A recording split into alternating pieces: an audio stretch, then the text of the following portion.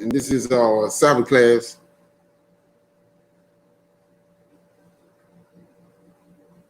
This is our Sabbath class for morning class for the 27th of June 2020. So we're going to go into a moment of silence, and then we're going to go into the prayer.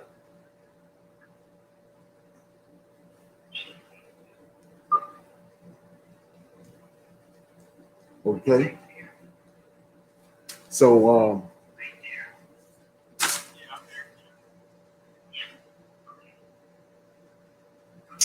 oh Lord, we come before thee this Sabbath day, seeking thy face and standing before thee because we stood before thee because you, O Lord, have given this day as a memorial. This is a day of rest and reflection. O Lord, we thank thee for your wisdom in that you have given us this holy day. We stand before you this hour with confusion of face and dismay. We stand before you this hour in the land of our oppressor. O Lord, thou knowest that they have changed your words in which you spoke in times past unto our fathers and the prophets. You prophesied unto Isaiah long ago about our condition, and you, O Lord, has performed thy words concerning our confusion. Bring forth our understanding that we may stand before thee this Sabbath day in spirit and in truth, the truth of thy great words. Shalom and shalom. Okay, what's going on right now?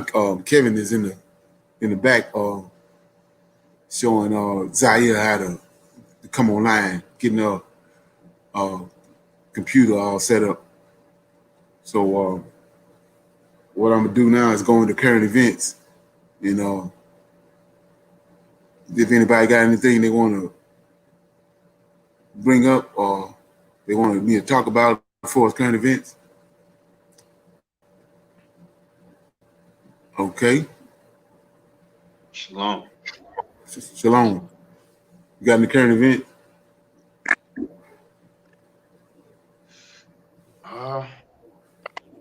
No, sir. Okay. Yeah, we just waiting on. I have one. What you got?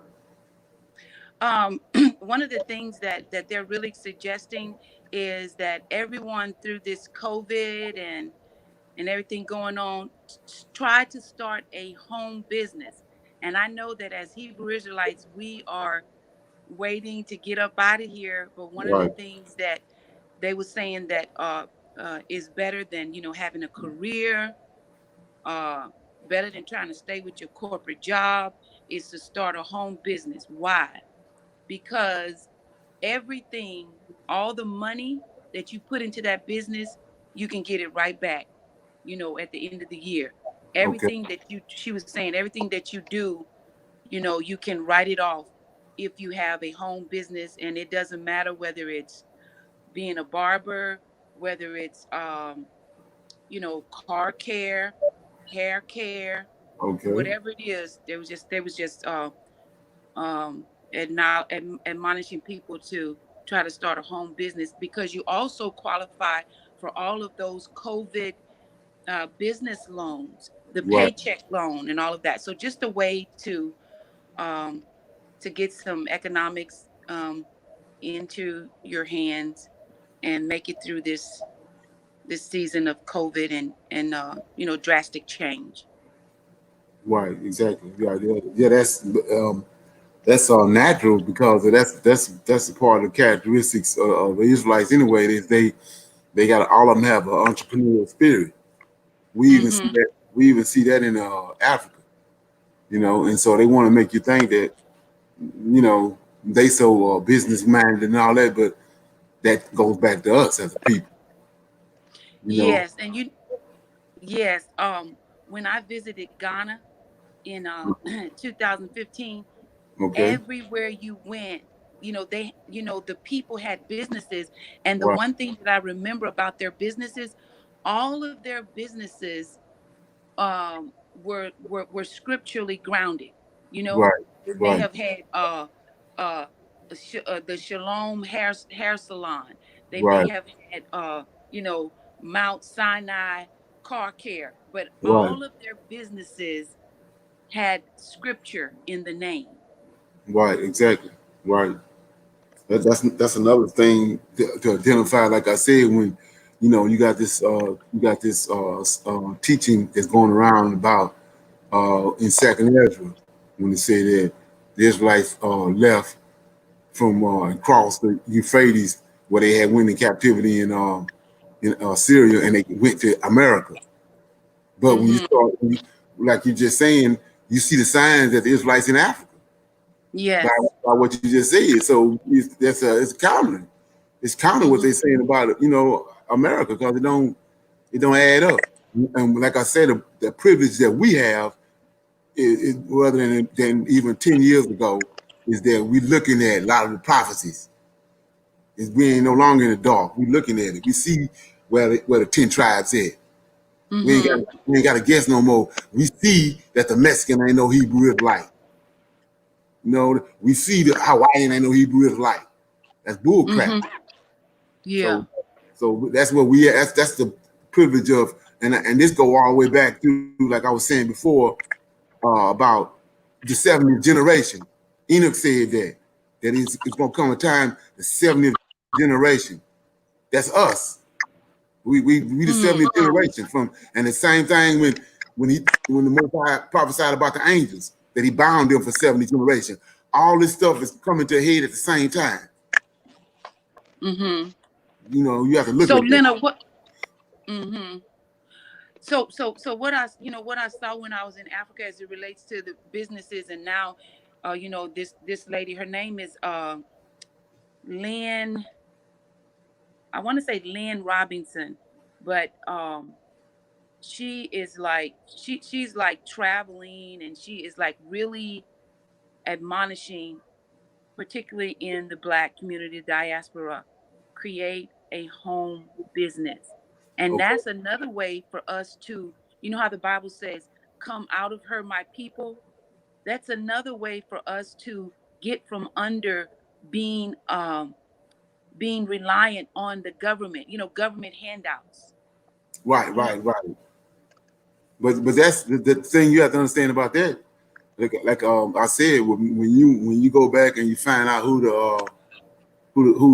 really over us, that's his responsibility. okay. Cause like I said before, when you want The Lord of hosts. right, that's his responsibility. I mean, like the rain, I can't go to heaven and make rain come.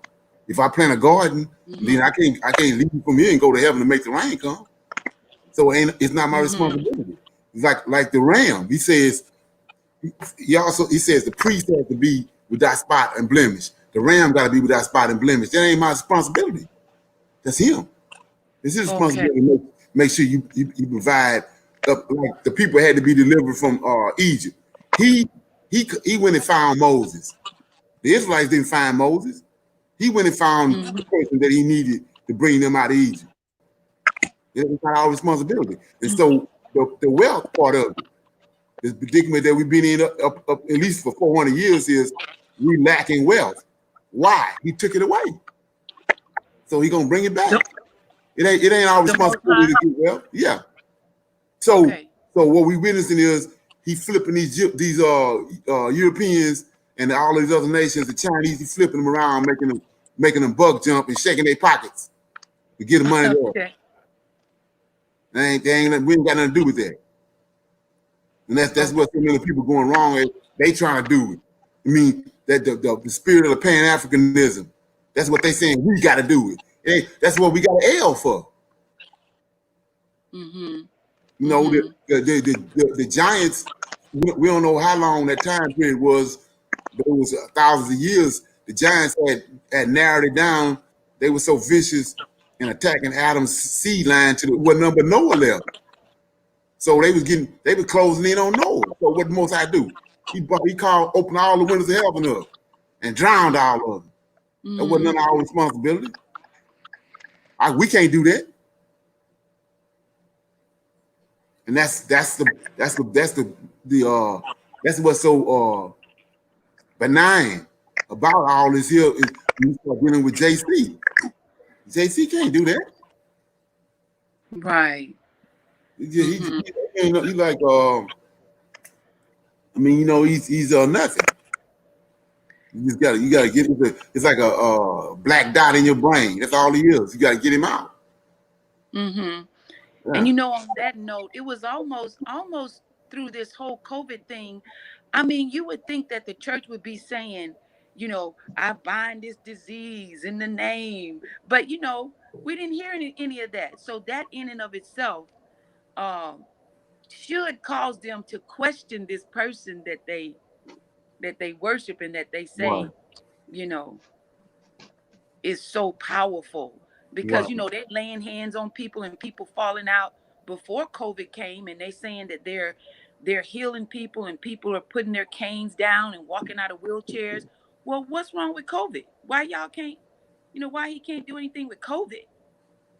Right, because it ain't none of him that's behind it, and that's what we seeing. Like, okay, a prime example. There, let me read this right quick, because now with where we at in time in the past, we talked about certain things, and like I said, a lot of stuff, it's not in the forefront of your forehead for you to see what he means. So I'm in Ezekiel.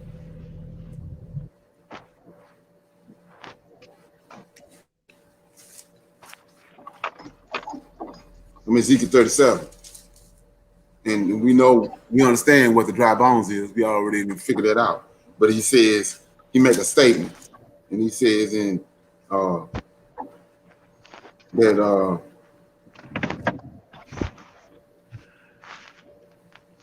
he says in verses 12 through 14. He says, "Therefore prophesy," talking about Ezekiel. "Therefore prophesy and say unto them, Thus saith the Lord God, Behold, O my people, I will open up your graves, cause you to come up out of your grave, and bring you." Somebody doing the most. He said to bring you, to cause you to come up out of your grave and bring you into the land of Israel. And ye shall know that I am the Lord. See, that's why he's saying this. And ye shall know that I am the Lord when I have opened up your graves, O my people, brought you up out of your grave, and shall put my spirit in you, and ye shall live, and I shall put you in your own land. Then shall ye know that I am the Lord. I have spoken it, I have performed it, saith the Lord. And like I was Mm-hmm. saying, we can't open up the windows of heaven. Right. So the person that opened up the windows of heaven, when he done that, no one of them know who he was. So Mm-hmm. same thing now. The COVID-19 here, Jesus can't do nothing with the COVID-19. Right. So Right. we see it ain't none of him. And that's Mm-hmm. that's the privilege of us being this 70th generation. Mm-hmm. We're looking at all this stuff real time. And we see that it ain't what they told us and all that, it ain't working. It's garbage. Mm-hmm. And this is why he keeps saying this all over the place about then you're gonna know that it's me. You can't take nothing out of my hands. He's making all these statements, but it's vague in our mind. It's in the back of our mind because we don't have understanding of what's going on. But once you realize the order that's been set in place from the beginning, then it's at the forefront of your head. You can right here. You can it's you getting the dot connected. Mm-hmm. That's what's And going. That's, when go ahead. go ahead. No, I was just saying, when at the beginning of the class, you asked for current events. Right, So, when we talk about current events, we're not just talking about what's happening in the news, but we're talking about the manifestation of prophecies. So right, it is current that the Lord of hosts is showing himself to be on the scene. right, Okay. right, So when you look at a lot of people go to Second Chronicles 7:14, Second right, Chronicles 7:14, which says, if my people who are called by my name will humble themselves and pray and search for me right. and turn from their wicked ways, I will hear them from heaven and forgive their sin, and I'll heal their land. Well, the Lord of hosts has begun to heal the land. How? Because he is causing our captors, or he's causing the heathen to flow with what his plan is. Right, right, That right. So I'm just saying that, you know, the prophecies that were spoken, they are becoming current events in our time. Right. You looking at it. Mm-hmm. It's like right behind my head. You can see the Mount Zion, Tabernacle Mm-hmm. David is being Mm-hmm. it's resurrected. So you got people trying to put Mount Zion in Africa and all these different places, but we see right here behind me they done dug it up. That's that Yeah. that's the that's it, Amos 9:11. Let's read that right quick. Okay. Like I said, 10 years ago we weren't able to do all this. But right now, today, we at the day that the Most High keep talking about, we fast approaching that day. Mm-hmm. And it says right here in Amos 9:11, says 9:11 says, in that day, right now, will I raise up the tabernacle of David that is fallen and close up the breaches thereof, and I'll raise up its ruins, and I will build it as in the days of old. And we looking right at it, right behind it. Tabernacle of Mm-hmm. David is all right there in our face. And so this Right. scripture, like I said, this scripture right here is real time. So if you're looking for where Jerusalem is at, the real location of Jerusalem, where it's right behind you. And it's right behind me and dug it up. And not Mm-hmm. only that, Daniel 9:25.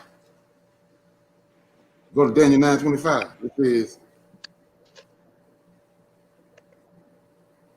and like I say, so in the past, people say, they assume that, this brother, right, the brother of crackpot, he just taking scriptures and digging in them and plucking scriptures out to fit with his concept. So 9:25 says, know therefore and understand that from the going forth of the commandment to restore and build Jerusalem until the Messiah the Prince shall be 7 weeks. Three Mm-hmm. score and 2 weeks, the street shall be built again, and the wall even in troubled times. We already know that was during the time of Zerubbabel.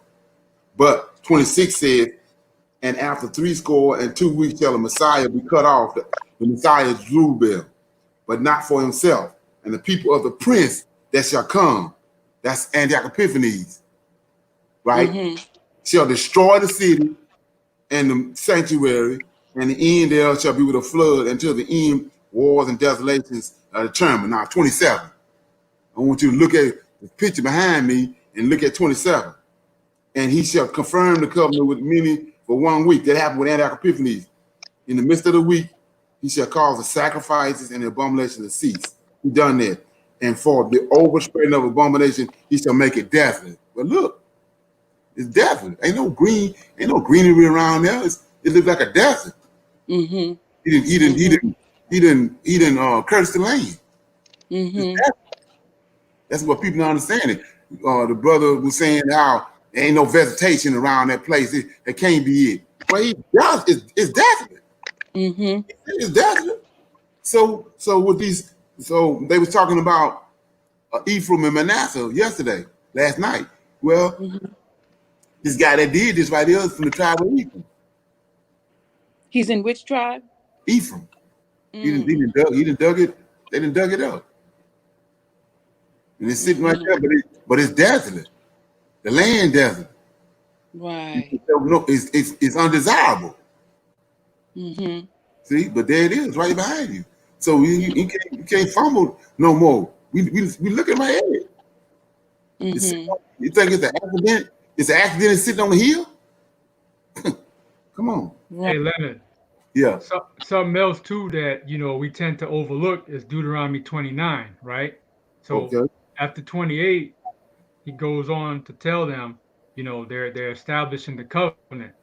But Right. starting 29 and 22 says, so that the generations to come of your children that shall rise up after you, and the strangers that shall come from a far land shall say, when they see the plagues of the land and the sickness which the Lord had laid upon it, and that the whole land thereof is brimstone and salt and burning, that it is Right. not sown, nor bear it, nor any grass groweth thereon, like the overthrow of Sodom and Gomorrah, Right. Admah and Sibium, which the Lord overthrew in his anger, in his wrath.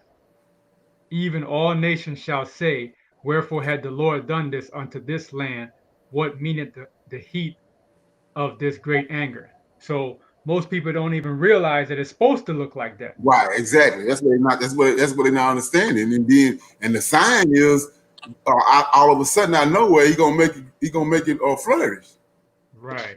And so, going back to what I was saying before, he keep on saying, making a statement. Then you're gonna know that I'm the Lord. So that means that somebody they gave him another Lord. They didn't gave him a fictitious Lord, and you've been thinking it's him. But when he come and start doing all this stuff, this amazing stuff, you gonna know it's him.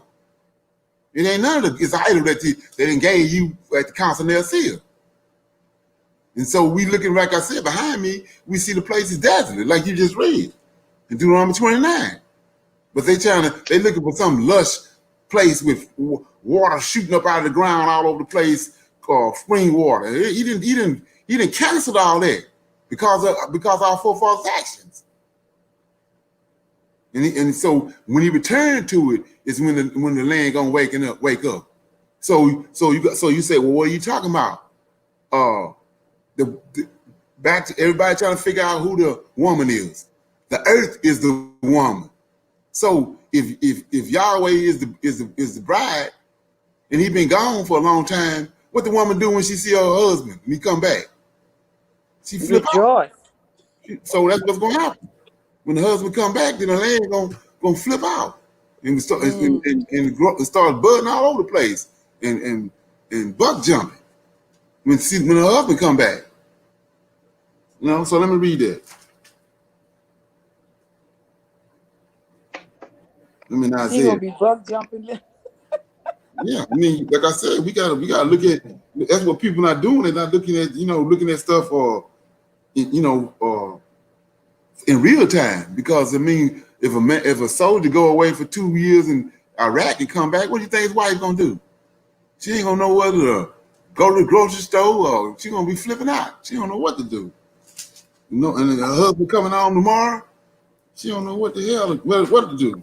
Let me look at Isaiah chapter 60. And like I say, they keep on trying to figure out who the woman is. Just to tell you who the woman is. It says chapter 62. This is the restoration of Zion, and that's the woman. Her. Zion is the woman. You know, so for Zion's sake will I hold my peace. And this is the exact opposite of what was just read in Deuteronomy 29. So it says, for Zion's sake will I not hold my peace, and for Jerusalem's sake will I not rest until righteousness thereof go forth as brightness, and the salvation thereof as a lamp that burneth. And the Gentiles shall see thy righteousness, and all the kings thy glory, and thou shalt be called by a new name, which the mouth of the Lord shall name. Thou shalt also be a crown of glory in the hand of the Lord, and a royal diadem in the hand of thy God. So let's look at this. So what Solomon keep telling you about a virtuous woman? Say a virtuous woman glorifies her husband, right? Mm-hmm. So look at this. It says, thou shalt be a crown of glory in the hand of the Lord, and a royal diadem in the hand of thy God. Thou shalt no more be turned forsaken. That's what we're looking at behind us. We're looking at a forsaken land. Mm-hmm. No more be turned forsaken, neither shall the land anymore be turned desolate. When was it turned desolate? Well, I just read it Daniel. Mm-hmm. They reading all over that. But thou shalt be called Hezbollah, and thy land Beulah, for the Lord delighteth in thee, and thy land be married. And as a young man, see this, like I said before, as a young man married a virgin, so shall thy son marry thee. And as the bridegroom rejoices over the bride, so shall God rejoice over thee. So what are you talking about? Like I said, you got a husband, young, 25 years old, you 25, he been gone 2 years. What you gonna do when he come back? You don't, like I said, you don't know what to do. Hallelujah. So the same thing happened right here. So the land reacting to the Lord of hosts, not Jesus. He ain't got nothing to do with it. And so what's the connection? He got melanin in him. He gave us melanin. Yahweh gave him melanin. We got melanin. The land got melanin. That's what the reaction coming in. Yes. And he been gone. Mm-hmm. Come on. Mm-hmm. So like I said, it ain't got nothing to do with it. And melanin does what? Melanin turn the skin black. Or skin brown. To give it color. Well, look at the person we've been dealing with. I know for 50 some years I've been on the earth. All I ever seen was blonde ass, blue eyed Jesus. Right. Come on. That's an accident? Come on. Mm-mm.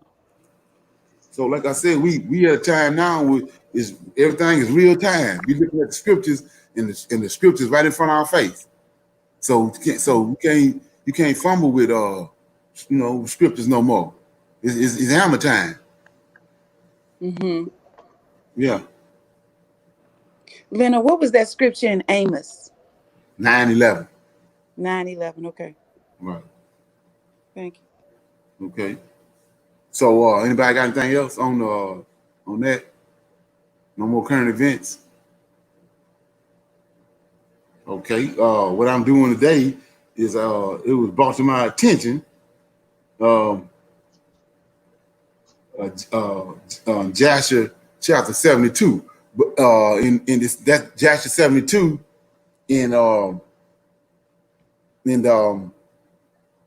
this book right here. Everybody ordered this book right here. We got it's Enoch, Jubilees, and Joshua. But in that book right there, that's not how I came into it with this book. I got this to unify our understanding, you know what I'm saying? But I was dealing with this book right here. When the Most High was dealing with me, I was dealing with this. So I was reading from that. So whereas in the black book, it's in what I was talking to this person about was in 72, but it's in this book here. It's in 75. In Joshua 75. I'm gonna read it in a minute, but I was just trying to show you something, and so it was dealing with the fact that which I keep stating over and over. I keep stating over and over again about, and this the part about I keep saying about the genius of Esau. And he understanding that the Israelite is intellectual. The Israelite is highly intelligent, and not only that, he's supernatural. He's supernatural because, like I said, Ezekiel said that the Lord of hosts took him by the nape of his hair. He was in captivity in Babylon, and the Lord of hosts took him by the nape of his hair and took him to in the vision, the body on the ground, wherever he was at. He took him. He didn't. I mean, have you ever seen predators? And the predator, he's so cold, he can snatch you from the back behind your back of your head, and with one stroke, snatch all your ribs out, and the skeleton out, and the body's still there. Mm. So anyway, the Most High then snatched the spirit of Ezekiel out of him and took it to Babylon. I mean, from Babylon, took it back to Jerusalem and started showing him all the abominations that was going on in Jerusalem. So, like I said before, JC can't do that. JC can't do that. So, anyway, so he's capable of, the Israelite doing all this supernatural stuff. He highly intelligent. So what Esau did with his New Testament and with JC, he nulled all that. He got us we're not dealing with the Most High with the characteristics and the stuff he gave us to deal with him with.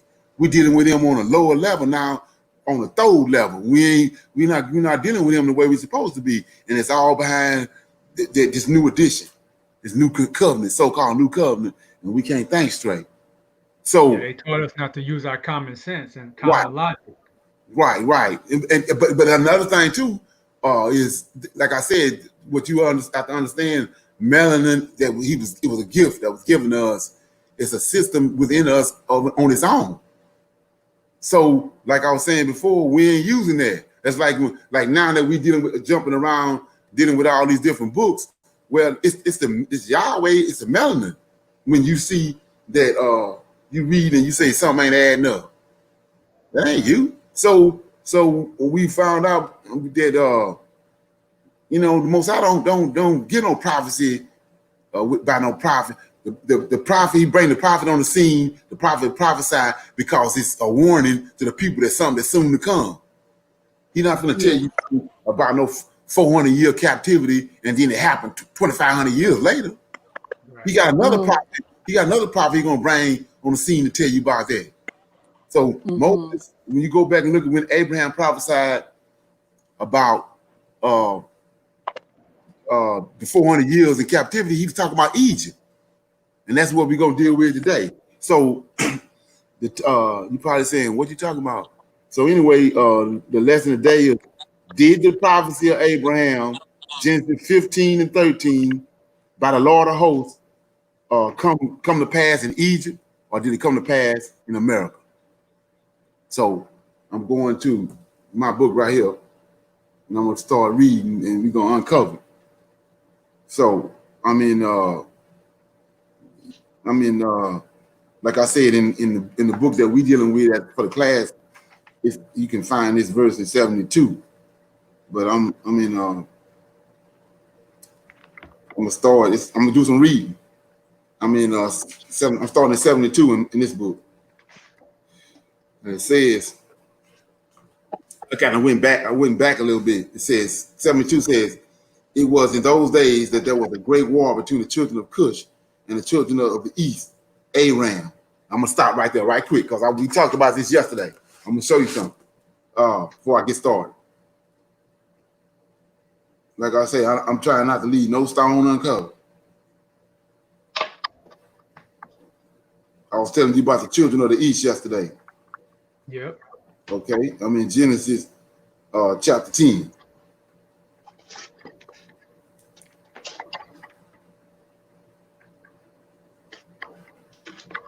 Chapter 10, verse 21. You got it? Got it. Unto Shem also, the father of all the children of Eber. That's the Hebrews, the people that crossed over from the flood.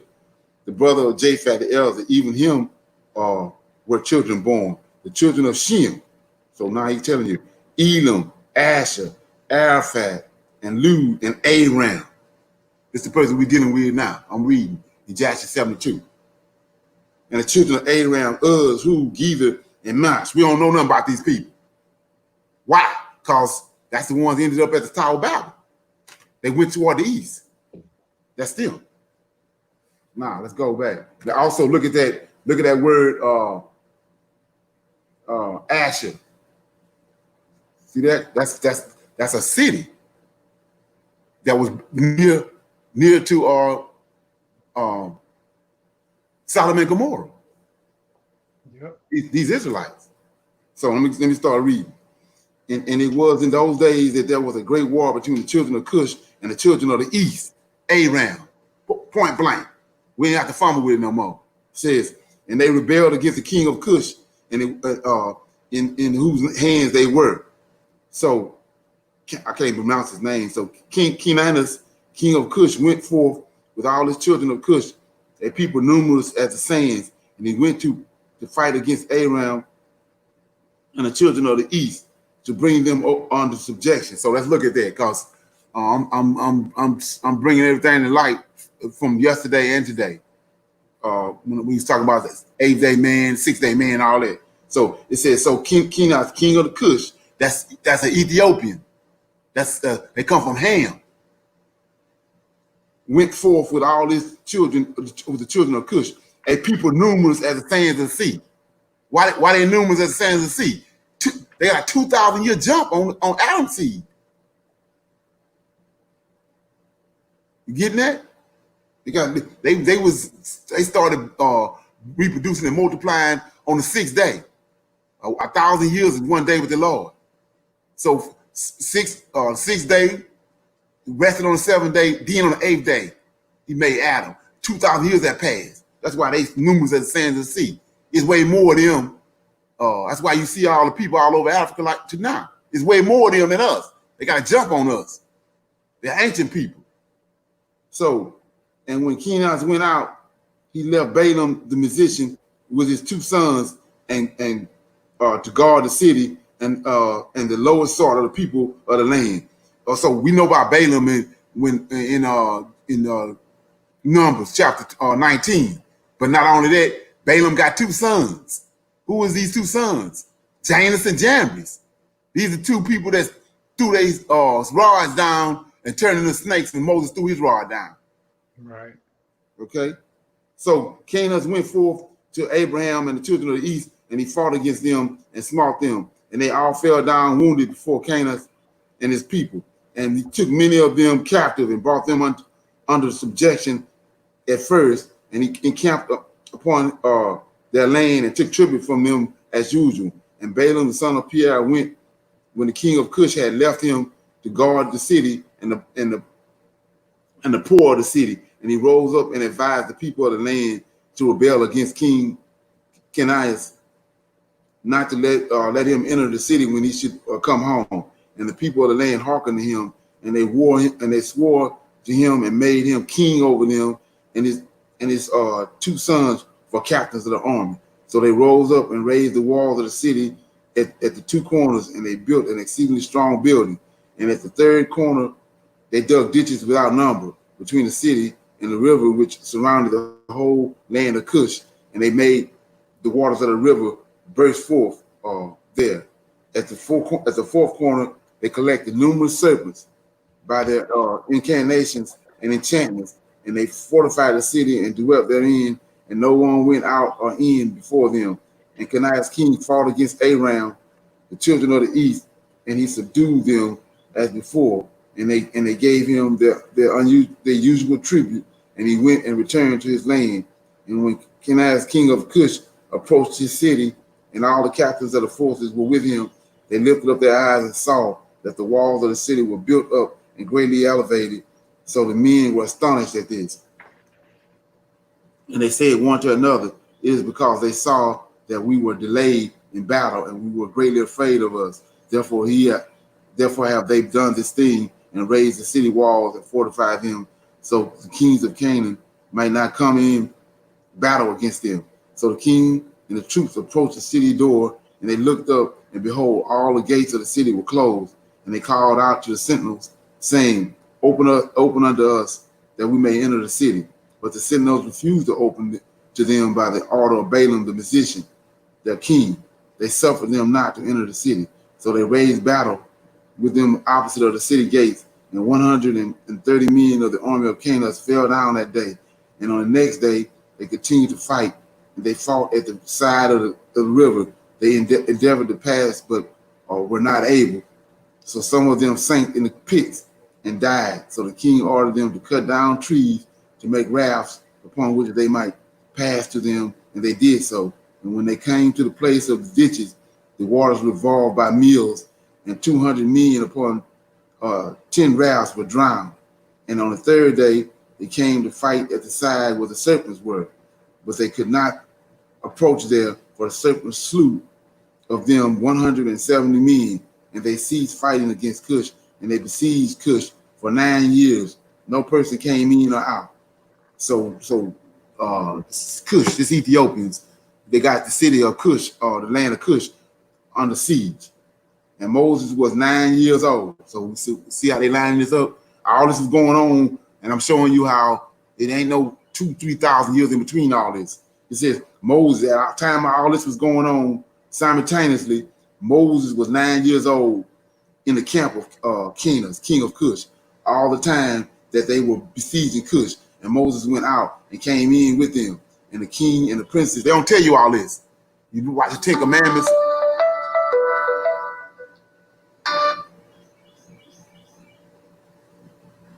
You watch the Ten Commandments, you don't see all this in the Ten Commandments because they don't want you to know this. Because they want you to follow a certain narrative, take you to the idol, Jesus.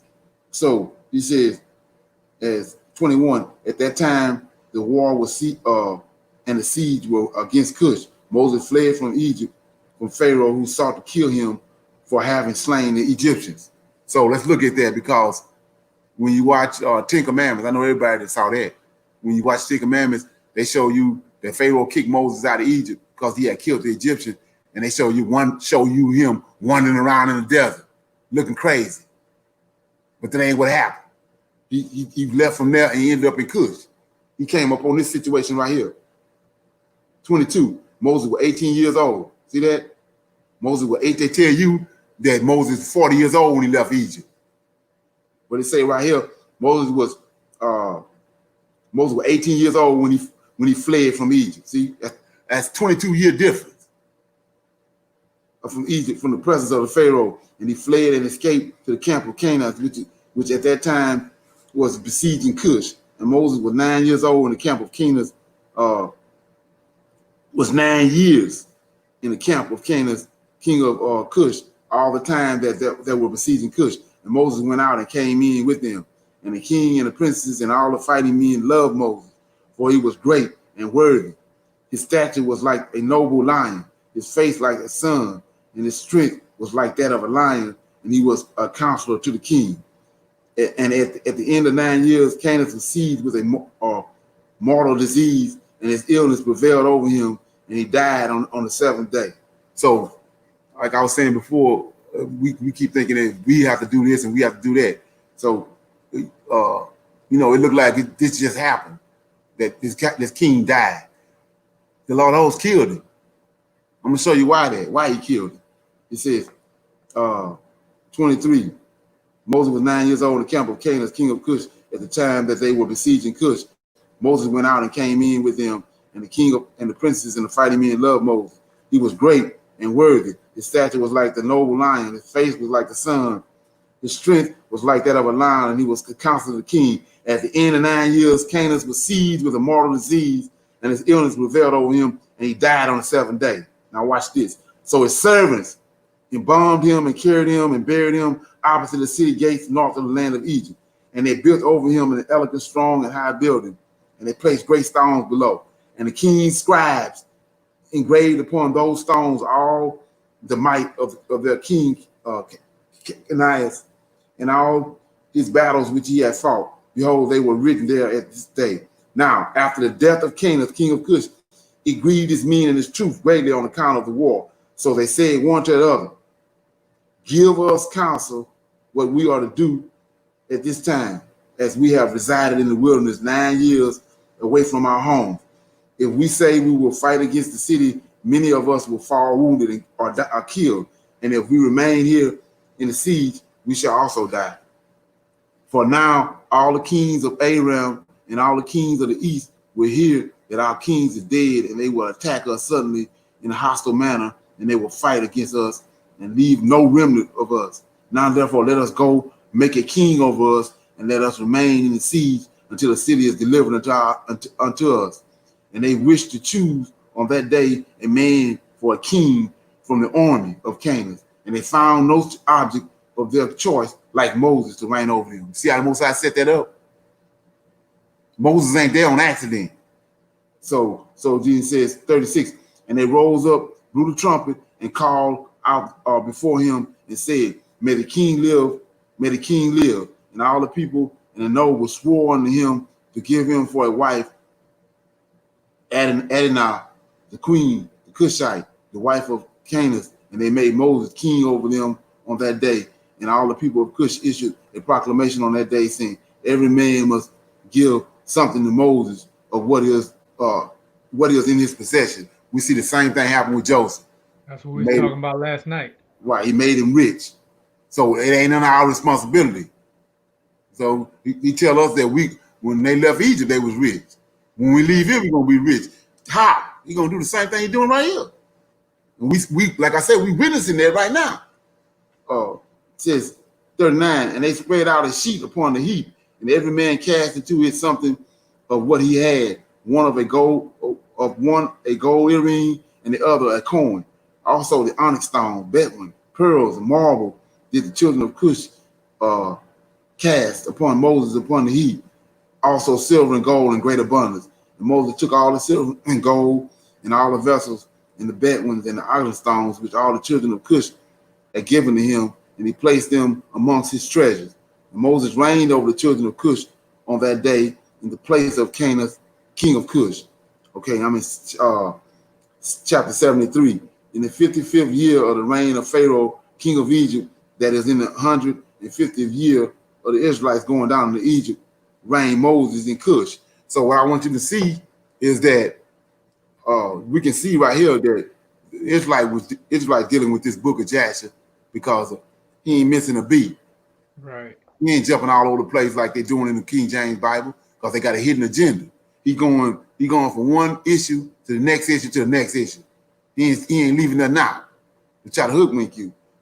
I'm in 73, in the 55th year of the reign of Pharaoh, king of Egypt, that is in the 150th year of the Israelites going down into Egypt, reigned Moses in Cush. Moses was 27 years old when he began to reign over Cush, and 40 years did he reign. And the Lord granted Moses favor and grace in the eyes of the children of Cush, and the children of Cush loved him exceedingly. So Moses was favored by the Lord and by man. So what did we just read? We just read. I told you we ain't got reparations. It's been on the table. We haven't got it because the people didn't favor us. Yep. But what we looking at now? They favoring us. He done turned the hearts of the people. So what you think gonna happen? We finna get reparations. So he says, verse 4, and in the 7th day of his reign, all the children of Cush assembled and came before Moses and bowed down to him to the ground. And all the children spoke together in the presence of the king, saying, give us counsel that we may see what is to be done to the city. For it is now 9 years that we have been besieging round about the city and have not seen our children or our wives. So the king answered them, saying, if you will hearken to my voice in all that I shall command you, then will the Lord give the city into your hands, and we shall subdue it. For we might fight with them as in the former battle which we had with them before the death of Canaan. Many of us will fall down wounded before. Now, therefore, behold, here is counsel. Therefore, here is counsel for you in this matter. If you will hearken to my voice, then will the city be delivered into our hands. So let's look at what's going on. The Most High said, Lord of hosts over Israel and told them, hearken unto his voice. So the Lord of hosts is the strong one over us.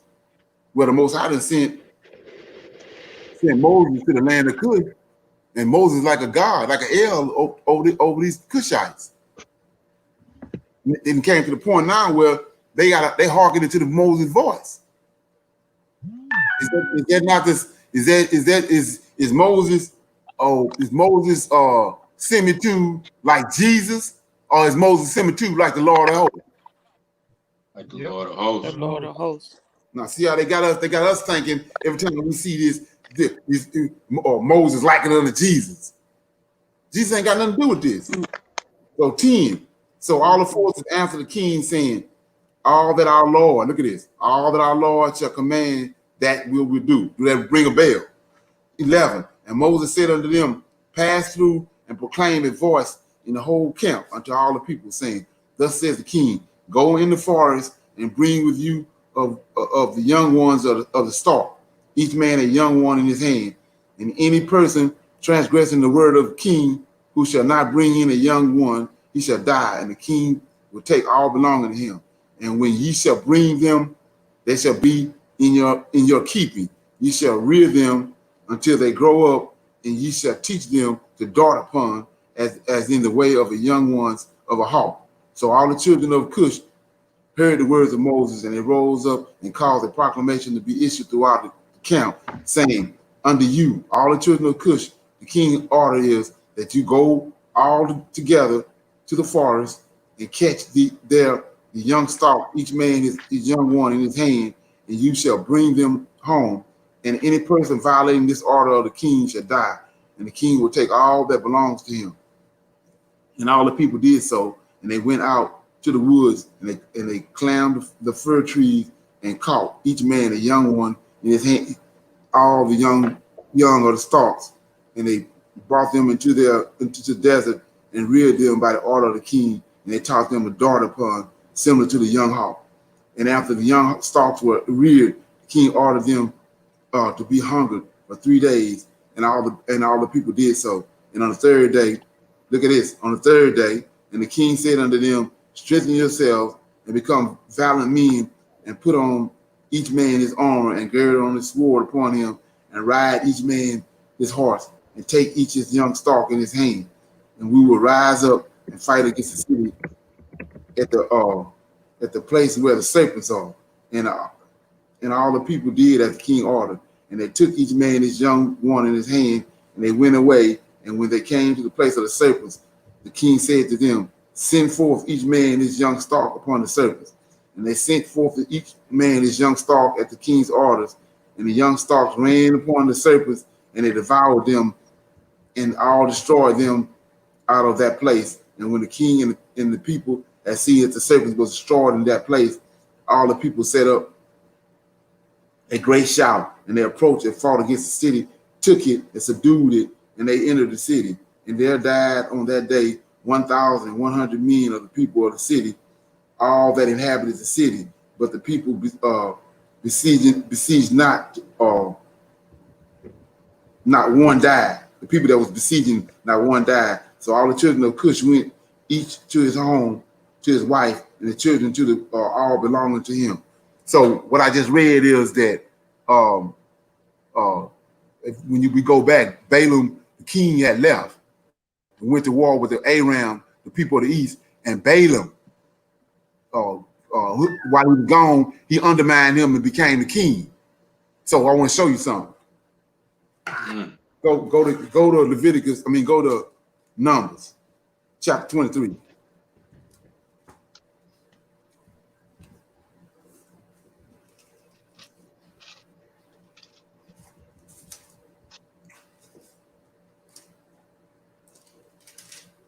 So I'm in Numbers chapter 23.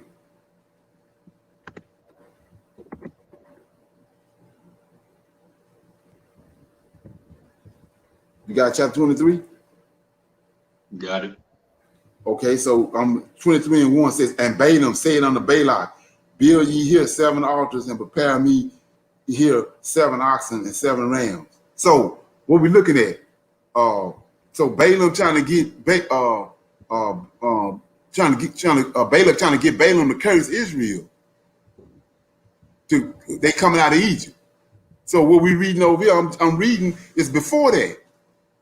So, but what these Esau done done with the scriptures and with these books is that he wants you to think that Balaam just showed up out of the blue, but he got a hatred for the Israelites because of what Moses did to him right here. What I'm reading, Moses, the first king couldn't. He was there. He had the city that he had stole from the king. He had stole the city and took all his riches, and the king couldn't get back in the city. But Most High killed him, and then he gave Moses, and Moses immediately, the Most High gave him a plan how to besiege the city. So Moses told him how to get these stalks and teach him how to swoop down and pick these snakes up and kill them. Then they went in and took the city. So Balaam got a history with Moses and with the Israelites. He got a problem with them.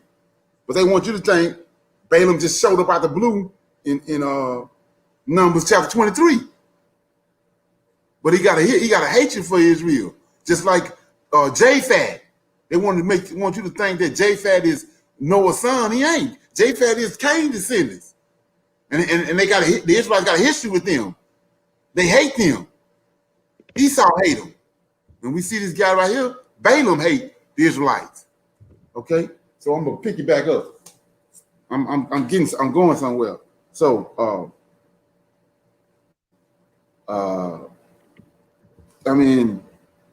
29, and they are the sorcerers and the magicians who are mentioned in the book of the law, standing before 28. And Balaam the magician, when he saw that the city was taken, he opened the gate, and he and his 2 sons and 8 brothers fled and returned to Egypt to the Pharaoh. See, so it's all kind of stuff going on. So now we see this is the same guy with his 2 sons in Egypt when Moses get there.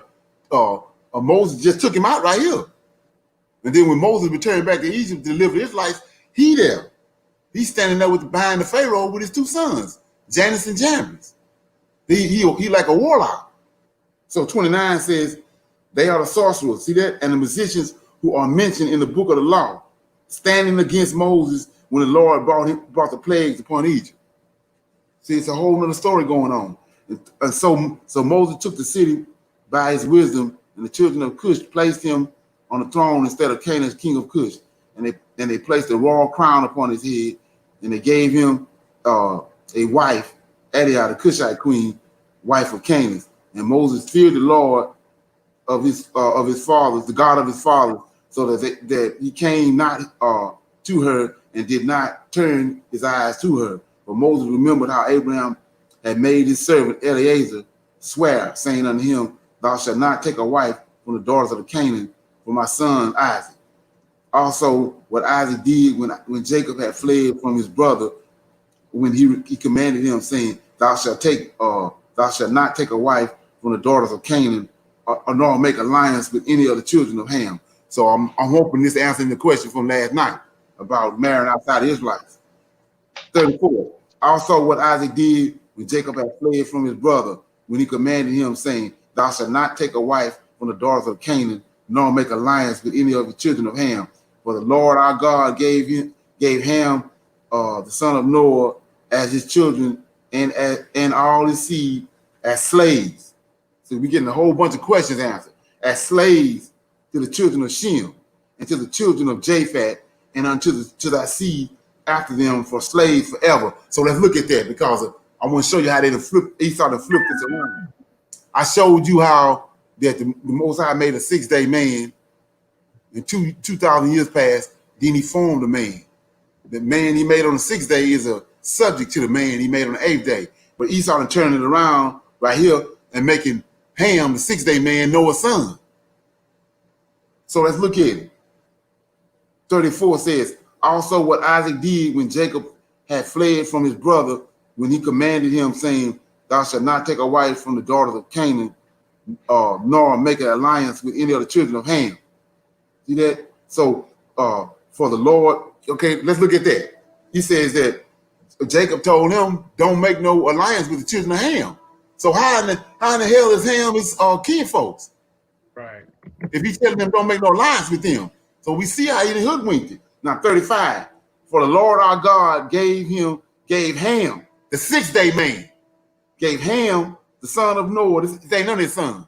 He gave Ham and his children and all his seed as slaves to the children of Shem and to the children of Japheth. So he didn't hoodwink that, because ain't no way in hell you got 2 boys, both of them brothers, and one of them slaves to the other one.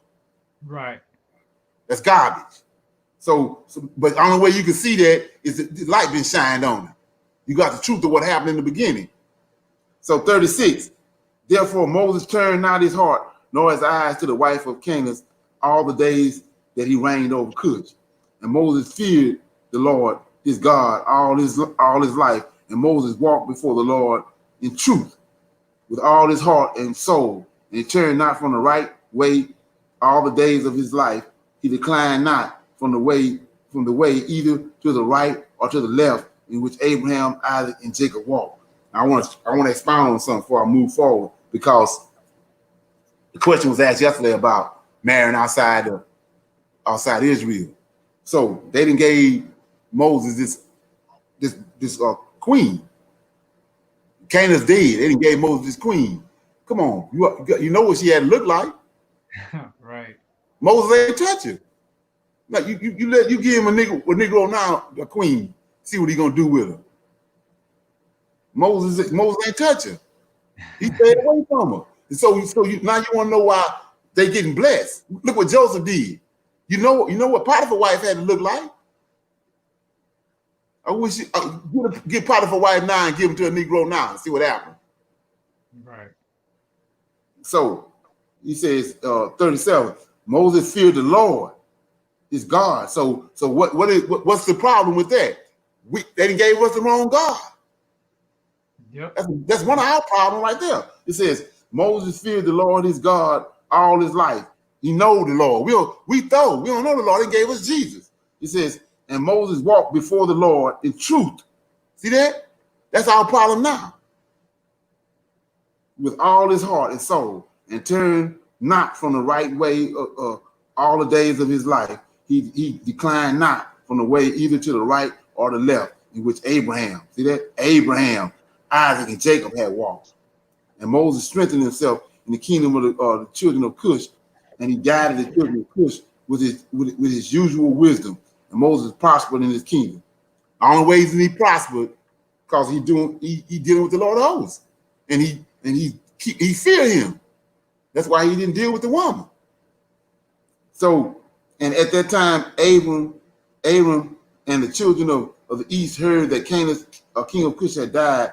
So Abram and the children of the east rebelled against Cush in those days, and Moses gathered all the children of Cush, a people very mighty, about 30,000 men, and went forth to fight with Abram and the children of the east. And they went at first to the children of the east, and when the children of the east heard their report, they went to meet them and engaged in battle with them, and the war was severe against the children of the east. So the Lord gave all the children of the east unto Moses, and about 300 men fell down slain, and all the children of the east turned back and retreated. So Moses and the children of Cush followed them and subdued them and put a tax upon them as were their custom. So these Hebrews that Moses then subdued. So, and the people of Aram also went to meet them, and they fought. Okay, it says, and Aram also were subdued by Moses and the people of Cush, and also gave them a usual tax. And Moses brought Aram and the children of the east under subjection to the children of Cush. And Moses and all the people who were with him turned to the land of Cush. And Moses strengthened himself in the kingdom of the children of Cush, and the Lord was with him, and all the children of Cush were afraid of him. In the end of years died Saul, king of Edom, and Baal-Canaan, son of Anchor, reigned in his place.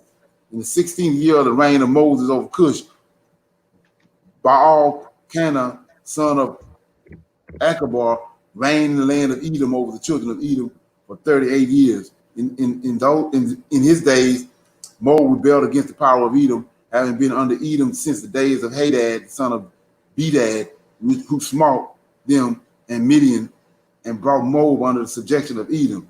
And when Baal-Canaan, the son of Achabar, reigned over Edom, all the children of Moab withdrew their alliance from Edom. And Ancus, king of Africa, died in those days, and Azrabel, his son, reigned in his stead. And in those days died Janus, king of the children of Ketchum, and they buried him in the temple which he had built for himself in the plains of Caponia for a resident, and Litnus reigned in his stead. So what you got to understand is that you can go back and read this on your own, but these people ain't dying on accident. The Most High done prophesied, and he killing folks for the prophecies to come to pass. They ain't just dying on. I mean, if you go back to before the flood, he had promised our forefathers Methuselah, Jared, and Lamech that they wasn't gonna see the flood. So right before the flood came, before the water started falling, the Most High killed all of them. He killed Methuselah, he killed Lamech, and he killed Jared because he didn't want them to see the flood. And so, like I said, he's not the person that, and the person that's showing you that Jesus is, that's walking around all nice. He killed David's friend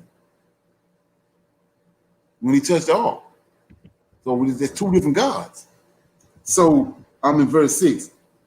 In those days, 7, and in the 22nd year of the reign of Moses over the children of Cush, Lenus reigned over the children of Chetham 45 years, and he built for himself a great and mighty tower. And he built therein elegant temples for his residence to conduct his government, as was the custom. In the 3rd year of his reign, he caused a proclamation to be made to all the skillful men who made many ships for him. And Latinus assembled all his forces, and they came in ships and went therein to fight with, I'm butchering these names, Azabal, son of Angus, king of Africa, and they came to Africa and engaged in battle with Azrabal and his army. And Litnus prevailed over Azrabal, and Litnus took from Azrabal the aqueducts which his father had bought from him from the children of Chechem when he took Jana, the daughter of Uzi, for a wife. So Litnus overthrew the bridge of the aqueduct and smote the whole army of Azabal a severe blow. And the remaining strong men of Azabal strengthened themselves, and their hearts were filled with envy, and they courted death, and again engaged in battle with Litnus, king of Chechem. And the battle was severe upon all the men of Africa, and they all fell wounded before Litnus and his people. And Azabel, king, also fell in battle. And King Azabel had a very beautiful daughter whose name was Eshapenia, and all the men of Africa embroidered her likeness on their garments on account of her great beauty and comely appearance. And the men of Litnus saw Yespana, the daughter of Azabal, and praised her unto Litnus the king. And Litnus ordered her to be brought to him. Litnus took Azapina for a wife, and he turned back to his way to Chechem. And it was after the death of Azabal, son of Anus, when Litnus had turned back to his land from battle, that all the inhabitants of Africa rose up and took Anabal, the son of Angus, the younger brother of Azabal, and made him king instead as his brother over the whole land of Africa. Okay, it says in 18, and when he reigned, he resolved to go to Chechem to fight with the children of Chechem to avenge the cause of Azabal, his brother, and cause the inhabitants of Africa to be. And he did so. And he made many ships. He came therein with a whole army, and he went to Chechem.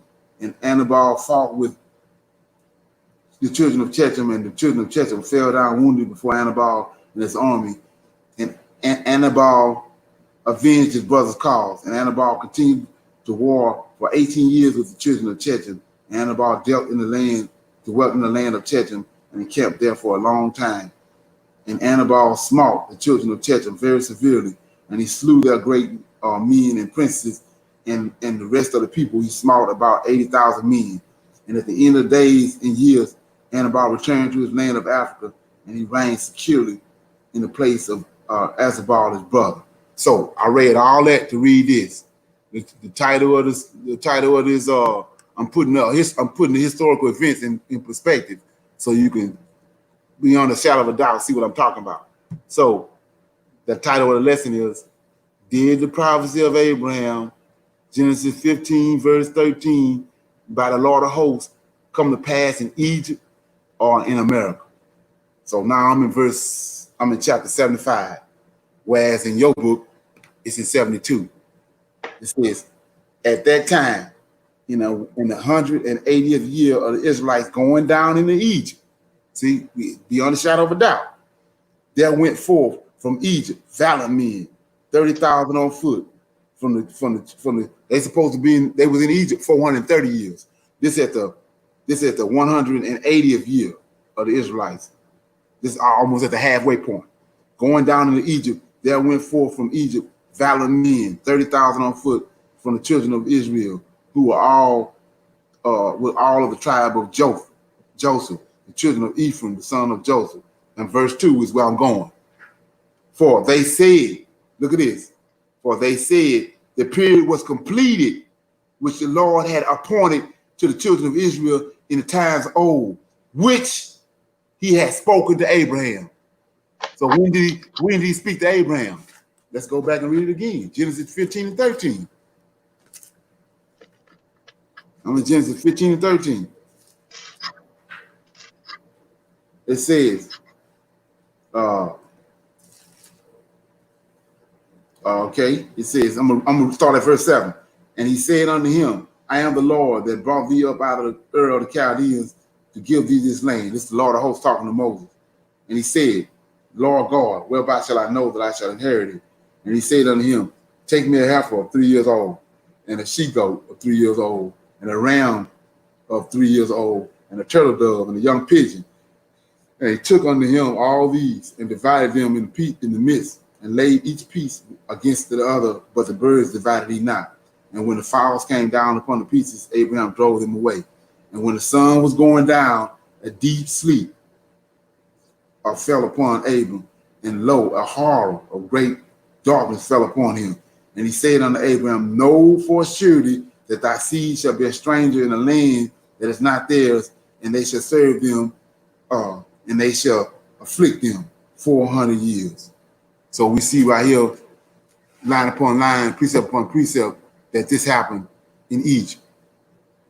And so let's continue on with 14, Genesis 15 and 14. And also that nation, which is the Egyptians, whom they shall serve, will I judge. He judged them with the 10 plagues. And afterwards shall they come out with great substance. They came out with great substance. He turned the heart of the Egyptians, and the Egyptians endowed them with all kind of gold and silver, earrings and everything for them to use later on when they got to Egypt to build a temple and to build up Jerusalem. And like I said, in Jasher 75 and verse 2, it says, for they shall be, they said, the period, these Israelites, just like, let me look at it, let's look at it. Let's go to Jeremiah. Just thinking like a Hebrew. Go to Jeremiah right quick.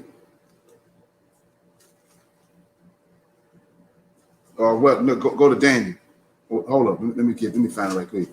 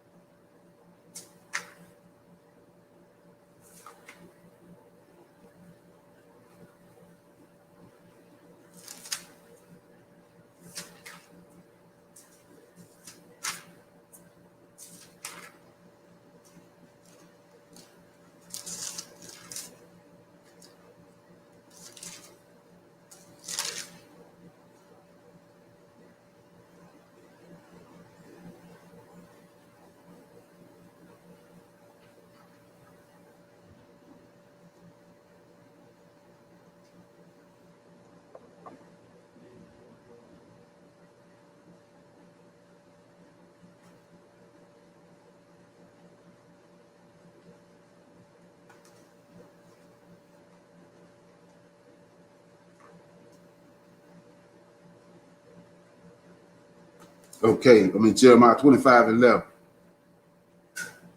Jeremiah 25 and 11 says, this Jeremiah gave a prophecy to the Israelites before they went into Babylon. He says, verse 10 says, moreover, I will take from them the voice of myrrh and the voice of gladness and the voice of bridegroom and the voice of the bride, the sound of the millstone and the light of the candle. So the Lord of hosts told Jeremiah to tell the Israelites that he's going to take all that away from Jerusalem. He brought the Chaldeans there. And then verse 11 says, and this whole land shall be a desolation and an astonishment, and these nations shall serve the king of Babylon 70 years. So Jeremiah had told them that, prophesied it. So his Israelite in his mindset knew that. They had the records. So they're looking at them. So let's go to Daniel chapter 9. So they in captivity in Babylon. They right at 69 years, and the Medes and Persians came in there, and they didn't took over the Chaldeans. But Daniel and the priests, they looking at the scriptures because it's on them, and they looking to see that what's going on. So Daniel went to the scriptures, chapter 9, verse 1. Daniel, he says, in the first year of Darius, the son of Eros, the seed of the Medes, the Medes came in, the second beast, right? Which was made king over the realm of the Chaldeans. They took the Chaldeans over. So Daniel immediately in verse 2, in the first year of his reign, I, Daniel, understood by books. He then went back to Jeremiah, the number of years, wherefore the word of the Lord came to Jeremiah the prophet that he would accomplish 70 years. I just read that. So the same thing what I just did with the prophecy in Genesis chapter 15, the 400 years. I went and we see in the book of Jasher that he's telling you that the prophecy that Abraham had said goes to Genesis 15 and 13.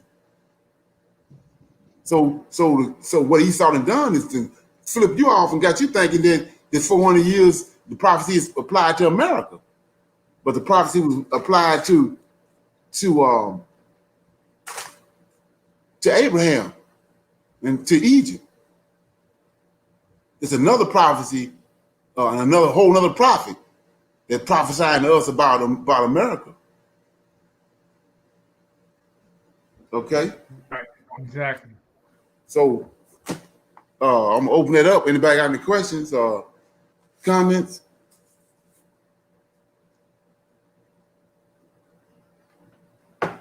Any questions or comments? Somebody don't understand? Did I read too much? I think that was a good breakdown. What you expounded on. The children of the East, as well as just that prophecy period. Right. Yeah. I had read in there where it says, and you know, this for everybody on the line and anybody else that's listening or might read this or watch this, is that he said Moses waxed strong. Well, that's how you wax strong when you deal with the Most High. Is, you know, you deal whatever if you got a class or you got a topic, you go all the way in on that and get the understanding. So the next class, you go all the way in on that. And what's happening is you wax it strong. Your understanding getting greater and greater. You can't go to a topic like this and glaze over it. You gotta go all the way in on it. And that way you got the full understanding of what's going on. So you say, what you talking about? Yesterday, this class right here today overlapped with a bunch of stuff we dealt with yesterday. So everybody got a greater understanding just from yesterday and today. Yes. And like I said, it ain't you know, don't look at me for it. You know, it ain't me. It's the Most High. We see how he operate. Yeah. Question. Okay. Okay, so you said that the prophecy that was spoken to Abraham was fulfilled through Egypt. So what is the scripture, if it's appropriate right now, what is the scripture that speaks to us about America? It's in Is that for another day, another teaching? I can read the scripture. I can get to you. It's Amos. I mean, not Amos, but let me see, Hosea. I think it's Hosea. Let me find it. Hosea chapter 6. Hosea chapter 6. So you saying why is it Hosea? Like I said, when you go over, they got you thinking that these major books they put them over there together, and they put the minor books over here. But that's not how that's taking everything out of sequence. All these minor prophets came back with Zerubbabel. It tells you in the book of Jubilees, a book of Ezra, that all these minor prophets listed, they came back with Zerubbabel from Babylon. So we know that when they came back with Zerubbabel, then Epiphanes came, and the nation of Israel was scattered, and been scattered ever since then, even to now, the abomination that make it desolate. So those prophets are the ones that's talking to us. They're alluding to our condition and what was going to befall us in the future. So when you go to Hosea chapter 6, verse 1 says, "Come, let us return to the Lord, for he hath torn, and he will heal us. He hath smitten, he will bind us up." So back to how we got the understanding of the 6-day man and the 8-day man. 1,000 years is one day with the Lord. So he says, verse 2, after 2 days, 2,000 years. So when did Jesus, what's the narrative when you talk about Jesus? When did he come? When did he die? 2,000 years ago. 2,000 years. Everybody say that. So here goes 2,000 years right here. After 2 days will he revive us. In the 3rd day, when did he supposedly rose? On the 3rd day. But who the son is? Israel is the son. So he been cast off for 3 days, 2 days. He gonna be raised on the 3rd day. So this is a prime example of keep on forgetting that word, man. Typology. Typology, yeah, typology. It's a perfect example of typology. Mm-hmm. So it says, after 2 days will he revive us. In the 3rd day, he will raise us up, and we will live in his sight. And that's what we're witnessing right now.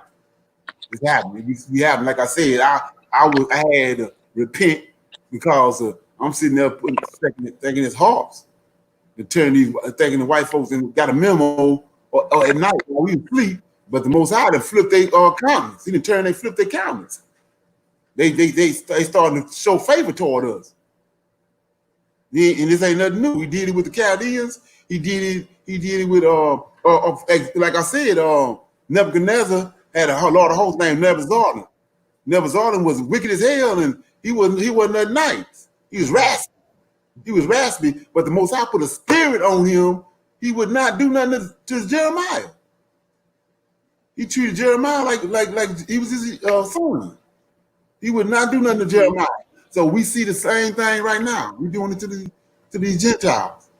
They've been lynching us, and they beat the hell out of Emmett Till and all that. But look what they're doing now. All of a sudden, they didn't change their comments, and we're looking at it. So Leonard, you said what did you? Go ahead.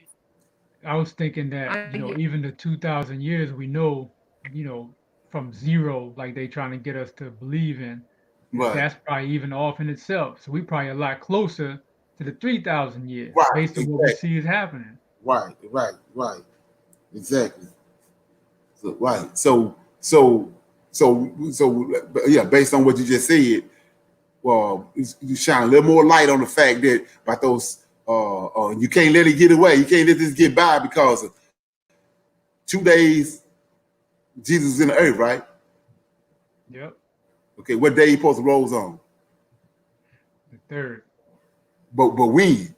When on the third day? Oh, on Sunday. Early in the morning. Oh, okay, right. So look at this right here. I'm in Hosea chapter 6. Come, let us return unto the Lord, for he hath torn, he will heal us. He hath smitten, he will bind us up. After 2 days, he will revive us in the third day. See that? So we can't fumble with that. We know where they got this from. Yep. Come on. All right. Yeah. So anybody got any more comments on that? Last comment. Like you said, particularly in seminary, they made it a point of helping us to differentiate the minor prophets, they say, from the major prophets. And they also made us feel like the minor prophets didn't have too much to say. We Right. only need to focus on the major prophets. Right. And so again, that's how twisted the seminary is. But I love the fact that you have helped us to understand when the scriptures say after 2 days, we need to understand that's after 2,000 years. Right. And so 1 day is 1,000 years. Go ahead. right. So when you understand that, because I mean, for the people that's the Most High to raise their spirit, and that ain't nothing new. He did it with Ezra when he brought the stuff out to Zerubbabel. He raised some Israelite spirit so they can aid Zerubbabel in going back. So it ain't nothing new. And that's what we look at, the same thing now. How he making all that? He making the same thing. He doing the same thing because it's the same God, same L. He ain't doing nothing no different. What JC doing is a whole different ball game. And like I said, for anybody that's the Israelite that he raised in their spirits, they looking for scriptural understanding of. They're going to be able to go to the Word and deal with it and see it real time, and not add something to it, but go to it and see it real time. And like we just read, he said after 2 days, and he's gonna raise us up in the third day. We're looking at that. So the Israelites that he done raised up, it's a problem when you understand the transatlantic slave trade. Before the transatlantic slave trade, it was the Arab slave trade. So who was the Arabs dealing with? Israelites. Arabs hate the Israelites worse than Americans do. Yes. So how you gonna you're gonna say that the Most High, he says it's not a leaf on a tree that falls to the ground that the Most High don't know nothing about. So you telling me right. you don't know nothing about the Arab slave trade? That's not fact. Nobody ain't prophesied about that. No. So when you look at Hosea, these 2,000 years, you can put the Arab slave trade in there and transatlantic slave trade. Transatlantic.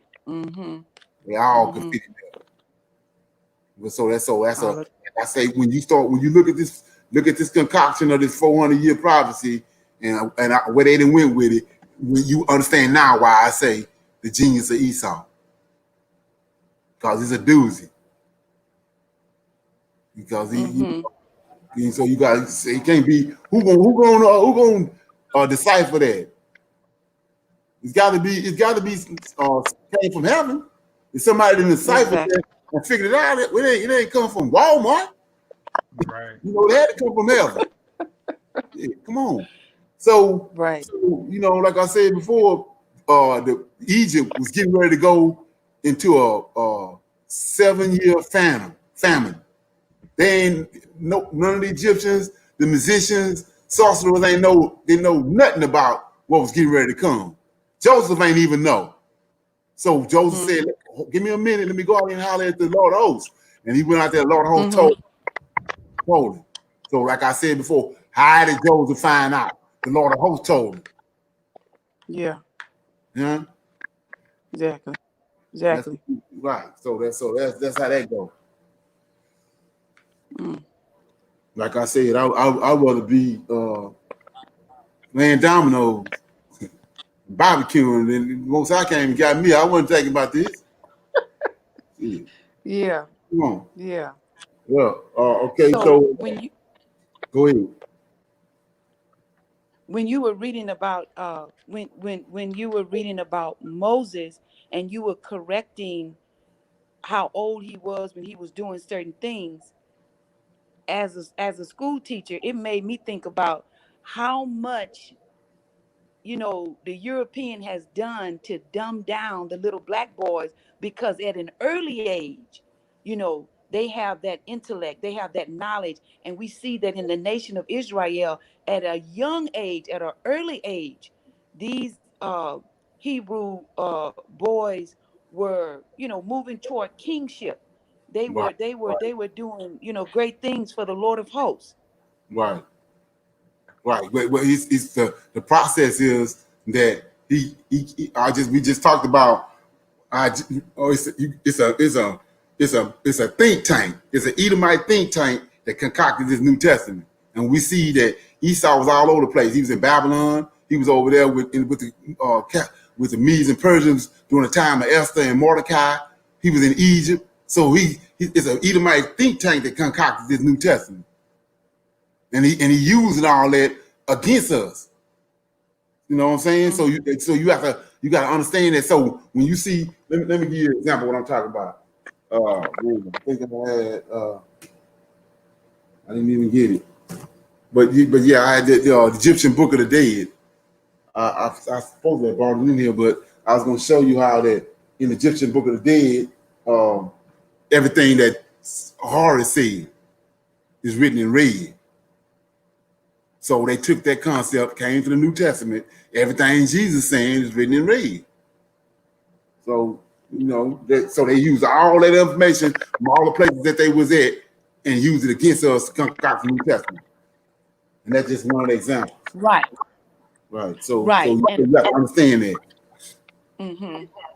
I also want to say that when the questions began to come in seminary, there was actually question this whole typology of and this foreshadowing of Jesus in the Old Testament. One of the things that they would not accept is that the Tanakh was written before the New Testament. So you don't go to the New Testament to confirm the Tanakh. You go to the Tanakh and you understand that that's where things were first mentioned. Right. But they always wanted to confirm the Tanakh by going to the New Testament first. Right. Well, see, he figured, when you understand how these people work, that he didn't kill it off. Like I said with the Vietnam, he killed off all the firstborn males during Vietnam. So he can come back. He figure, I can tell him anything. I didn't got rid of the knowledge. The people with the knowledge, he killed off all the elders, so I can just tell them anything. And they're gonna, but that ain't how it works. Like I said, it's a reason why the Most High gave us melanin. So now, in the last days, he didn't return to that melanin. He waking up Israelites just like he waking up Israelites now, they acting just like Isaiah act. So and all the stuff they done, it ain't working. Because he's dealing with them through dreams and visions and through these characteristics that he didn't gave us. And that's what people don't understand. You know, they say, well, you know, the other day this Negro was doing the most. Now all of a sudden today he over here talking about the 400-year prophecy, breaking it down. You know what I mean? And they ain't understanding that. But it don't have nothing to do with them. It's the Lord of hosts. It's what he capable of doing.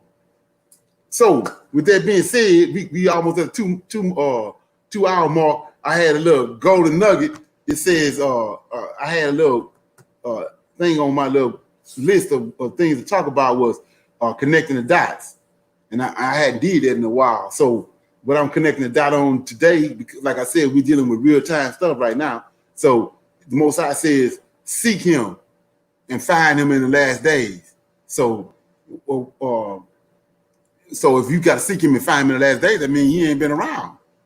So whoever you've been dealing with and can't be the right person because you got to seek him and find him. So I'm gonna give you some examples.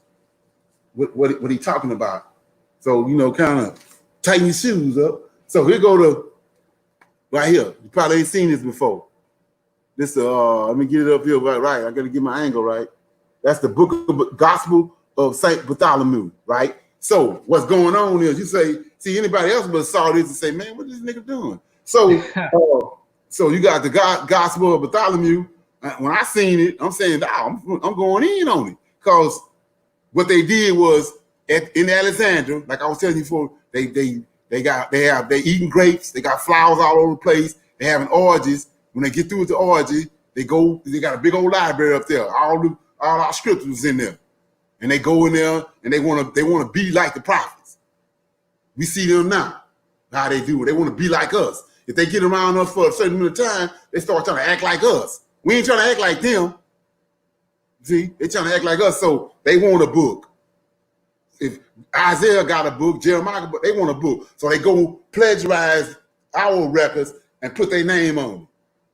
So you got nuggets all in there. So I'm in this book right here, right? And I'm gonna show you. He said, "Seek him and find him in the last days." Our script, just like we was scattered all over the place. The scriptures, our scriptures were scattered all over the place. You got to have the brain of an Israelite to find him. So I'm in here. So this real time first hand encounter of an Edomite. You know, and like I said, if I had a dagger, I'd shank him in the side. So it says, but this Satan talking. It's in the book of Bartholomew. But the devil said, that's 15, page 15, verse 52.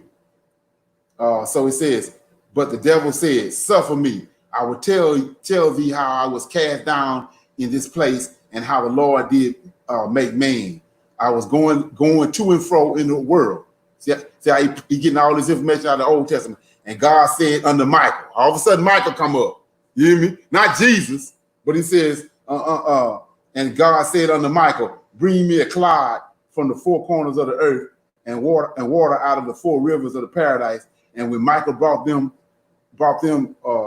God formed Adam in the region of the east and shaped the clod, which was shapeless, and he stretched sinew and veins upon it and established it with joints, and he worshipped himself for his own sake first, because he was the image of God. Now watch what he's gonna say. He's gonna say, therefore he worshipped him. And when I came from the ends of, now this is Satan talking, when I came from the ends of the earth, Michael said, worship thou the image of God, which he have made according to his likeness. But I said, look at this, I am fire of fire. I was the first angel formed, and shall worship a clay and matter. And Michael said unto me, worship lest God be wroth with thee. But I said unto him, God will not be wroth with me, but I will set my throne against and over and above his throne. So see what they did? They done took Michael. He talking about he from fire. He the first one formed. But we done read in Isaiah who the first one was formed. So this real time right here, straight out of Alexandria, Egypt.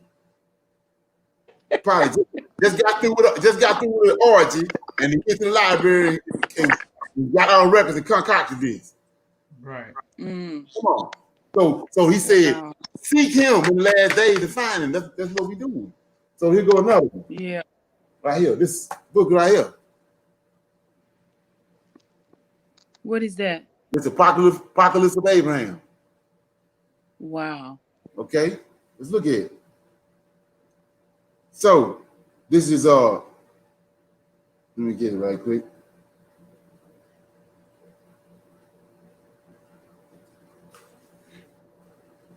So we see right here that this just what we just got through dealing with Genesis 15 and 13 about the 400-year prophecy. This is the other side of it. And it came to pass when the sun went down. That's right in Genesis 15 round 12. And it came to pass when the sun went down, and lo, a smoke of a furnace, and the angel who had the portion of the sacrifice ascended from the top of the smoking furnace, and the angel took me with the right hand and set me on the right wing of the pigeon, and set himself on the left wing of the turtle dove, which the birds had neither been slaughtered nor divided, and he bore me to the borders of the flaming fire, and he ascended as with many wings to the heavens, which were fixed upon the surface. And I saw on the air the heights to which we ascended to a strong light, which was impossible to describe. And lo, in that light, a fiercely burning fire for people, many people of male appearance, all constantly changing in aspect and form, running and being transformed and worshiping and crying with the sound of words which I knew not. And I said to the angel, why hast thou brought me up here now? Because I cannot see, and I am already grown weak, and my spirit departed from me. And he said to me, remain by me, fear not, for he whom thou seest come straight toward us with a great voice of holiness. This is the eternal one who loveth thee.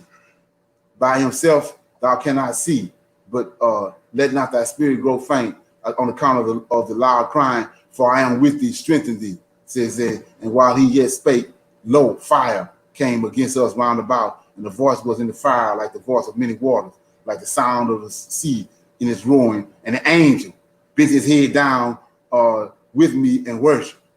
So what we're looking at is he's showing you that the person with the voice of many waters, it ain't Yahweh. Okay? Who is it? It's the Lord of hosts. Who is it? Okay. It's the Lord of hosts. Wow. Mr. Leonard, what page was that in the book? And then you're gonna go back. If you keep going, you'll see where. Let me get it.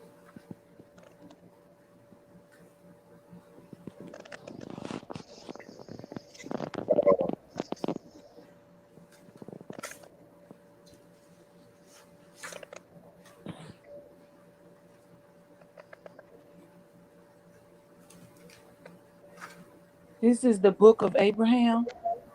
Apocalypse of Abraham. Apocalypse of Abraham. Right. Okay. Right. So. Okay. Thank you, AJ. Right.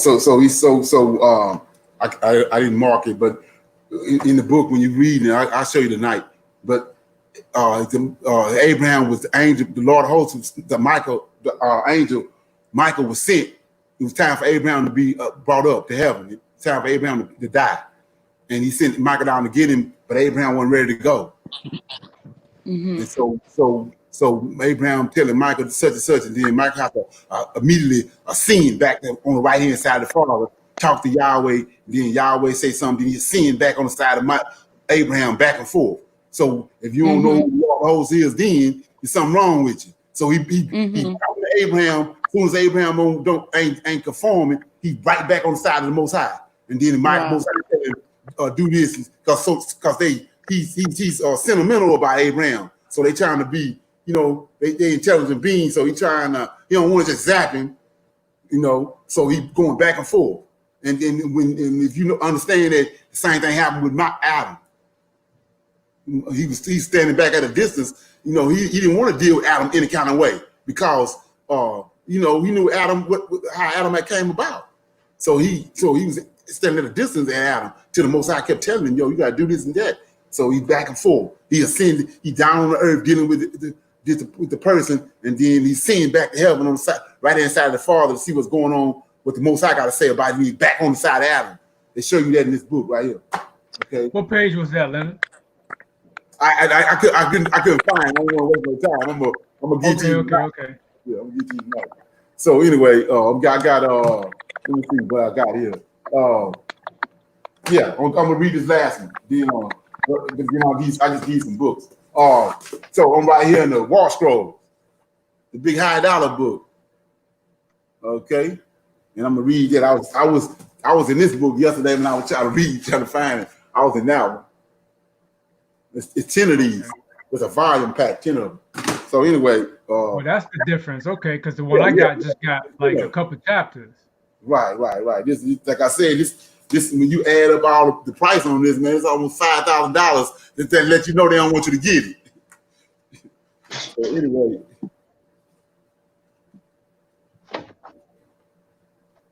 So like I said, you thinking I ain't gonna get it. I'll jump over the World Trade Center and get it. You hear me?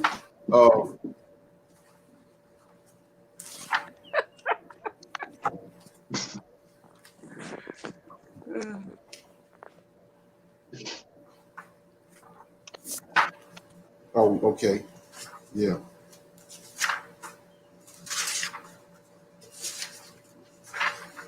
Yeah, so here it is right here. I was telling you about the columns. See that? Do you see that? See it, column 17? No, it's too small. You can't see it? Mm-mm. Right here. Can't read the words, but yeah. Over here. Right there, column 17. Anyway, I'm gonna read it. It said, he was set peace for them in the burning. Those who are put to test within his crucible, he will sharpen his weapons, and they shall not get blunt until wickedness. As for you, remember the bloodshed. Then it says, as for you, strengthen yourselves. Do not terrify them. Their own desire aims toward nothingness and voidness. Their support is not good. Israel, in all that is and will be, in all everlasting happenings, this is the day he has set to humiliate and to bring low the commanders of the dominions of wickedness. He has sent an everlasting help. Look at this.